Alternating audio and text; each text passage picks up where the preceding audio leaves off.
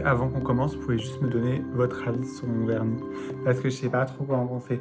En fait, à la base, je voulais faire un vernis genre un peu genre métallisé, genre Nord, je sais pas si vous avez fait. Mais en fait, je trouvais pas de vernis genre métallisé au magasin. Du coup, j'ai acheté genre du gris et des paillettes. Et j'ai mis des paillettes au-dessus du gris. Mais ça donne pas exactement ce que je pensais. Donc je sais pas ce qu'on en pense. Je vais faire un récap des livres que j'ai déjà lus en début 2026. J'ai commencé l'année en lisant Why I Write de George Orwell, qui a un essai. En fait, ça faisait longtemps que je voulais lire George Orwell. Pour le contexte, il écrit ça pendant, il me semble, la guerre mondiale, genre, ou après. Enfin, en tout cas, c'est en réaction à... Il me semble que c'est plutôt pendant, parce qu'il parle de ce qui se passe en ce moment, etc. Il parle de résister au fascisme. Il parle de ses projets pour les Royaumes-Unis et comment il voit l'avenir et comment il pense que la société parfaite devrait s'organiser. Il parle des défauts du capitalisme face au fascisme et pourquoi le capitalisme mène au fascisme en fait. Et bon, c'est pas une vidéo qui a visé politique, même si bon, tout est politique évidemment, voilà. Mais c'est pas une vidéo qui a visé politique. Par contre, je vais quand même appuyer un point.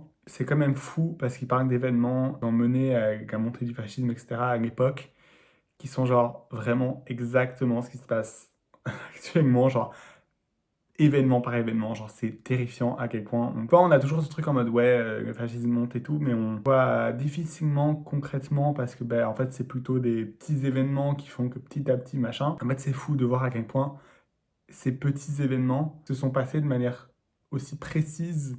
C'est un peu terrifiant, mais bon, très bon livre à lire, même si c'est terrifiant. Du coup, je pense que c'est justement important. Ensuite, on passe à Il était un piano noir de Barbara.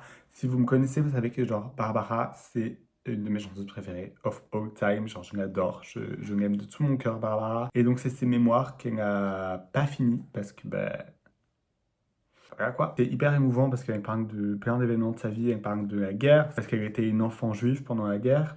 Elle parle de sa relation avec son père, sa relation avec ses fans, avec la musique, avec un mémoire dans le sens classique du terme, c'est-à-dire qu'elle revient vraiment sur toute sa vie.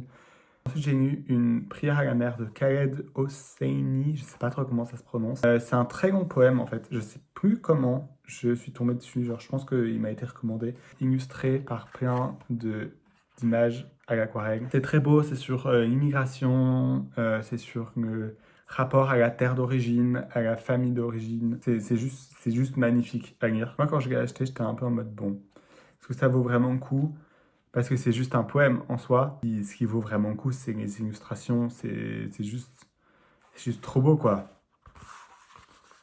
C'est trop beau. C'est trop beau. On passe à mon chouchou. Ce qui est plutôt paradoxal, parce que j'ai mis beaucoup de temps à le lire. C'est Just Kids de Patti Smith. Pour vous dire à quel point j'ai mis du temps à le lire, je l'ai commencé en septembre 2025. Je l'ai terminé en février 2026. J'ai pris beaucoup de temps à lire parce qu'en fait, j'ai lu plein d'autres trucs. Puis en même temps, ben, j'ai dû lire plein de trucs pour l'UNIF et tout. Donc, du coup, c'est un mémoire de Patti Smith qui revient sur sa relation avec Robert Mapplethorpe,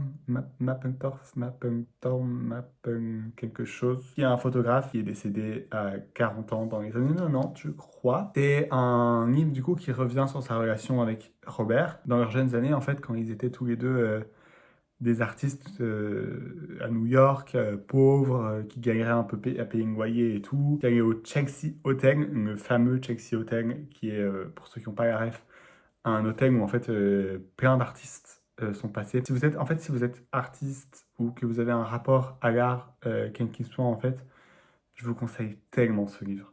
Ça apporte tellement de manière baigne le rapport à l'art, le rapport entre artistes, le rapport à l'amour, à la mort. Ce qui m'avait impressionné aussi dans le livre, c'est la manière dont Patti Smith a de décrire les gens. Elle a un truc de... Elle ne décrit pas tellement physiquement les gens, mais tu les vois, parce qu'elle parle de leur attitude, elle parle de l'énergie qu'ils renvoient, elle parle de tellement de trucs de manière tellement poétique. En fait, c'est presque de la poésie en mémoire, genre. Tellement c'est bien fait et c'est beau. J'ai pleuré tellement de fois. Je pense qu'il y a mes larmes dans ce livre. Miss Ngaladengre, en fait, elle est là. Mago. En général, je skip les recueils de poèmes qui sont faits par des célébrités parce que... Par des célébrités qui sont célébrités avant d'être poètes. Parce que par exemple, Patti Smith, ben, c'est une célébrité, c'est une chanteuse, mais c'est avant tout une écrivaine, tu vois. Je trouve que le problème des chanteurs qui se mettent à faire des trucs de poèmes ou des acteurs et des trucs comme ça, c'est que c'est souvent bâclé, je trouve. Voilà, je vais pas citer de nom, mais on en a tous en tête, je pense. Lana Del Rey, je vous mets Give a Try, déjà parce que j'en ai entendu tellement de bien, et puis surtout parce que Lana Del Rey, en soi, c'est une écrivaine. Je pense que j'ai bien fait de faire confiance à Lana Del Rey, franchement. Il y a des très beaux poèmes dedans, il y en a des moins bons aussi. Mais ça en même temps, ben, c'est que tu vois, genre, il y a très peu de poètes qui ont écrit que des bangers, genre, ça n'existe pas. Il y a des très bons poèmes dedans. Je pense que mon préf, c'est Paradise is very fragile. En fait, j'aime bien le fait qu'elle ait joué le jeu et qu'elle ait fait des longs poèmes et qu'elle ait vraiment fait un truc au fond. Il y a plein de photos qui vont un peu dans le mood, donc c'est un peu genre un mix média aussi. Il y a des peintures. Le seul truc que j'ai pas trop kiffé, c'est les haïkus qu'il y avait dedans. Mais en soi, les haïkus, j'aime jamais ça. Je trouve qu'un haïku, c'est très vite cringe. Et maintenant, on va passer à ce que je suis en train de lire actuellement. C'est le Sprint de Paris, petit poème en prose de Baudelaire. J'ai envie de lire de la poésie en prose depuis un moment. Je trouve que c'est une façon assez intéressante d'écrire de la poésie. En fait, comment rendre un poème intéressant s'il n'est pas en vers, tu vois, s'il n'y a pas une côté technique du vers et des rimes et des trucs comme ça, sans que ça devienne non plus une nouvelle. Parce que pour l'instant, je suis vraiment au tout début, hein. J'ai vraiment genre lu 2 poèmes, je crois. Euh,